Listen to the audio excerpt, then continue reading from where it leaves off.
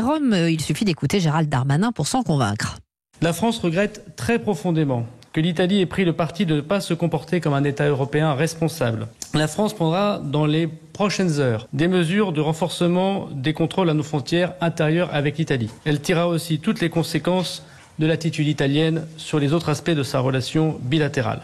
Alors, rétablissement des contrôles aux frontières avec l'Italie, mais autre sanction annoncée par Gérald Darmanin, la rupture de l'accord européen qui prévoyait de répartir les migrants au sein de l'Union, Alexandre Chauveau. Oui, mécanisme de solidarité sur la base du volontariat auquel la France avait souscrit en s'engageant à accueillir 3500 migrants actuellement en Italie. Le but, c'est que les pays d'arrivée n'aient pas à porter seuls la responsabilité des flux migratoires. Gérald Darmanin a donc suspendu cet accord et appelé les 12 autres pays qui y participaient à faire de même. Oui, mais voilà, l'Italie a répliqué cet après-midi en dénonçant une décision, je cite, totalement incompréhensible. Dans un communiqué, le ministre de l'Intérieur, Matteo Piantedosi, affirme que la France ne respectait en réalité pas cet accord.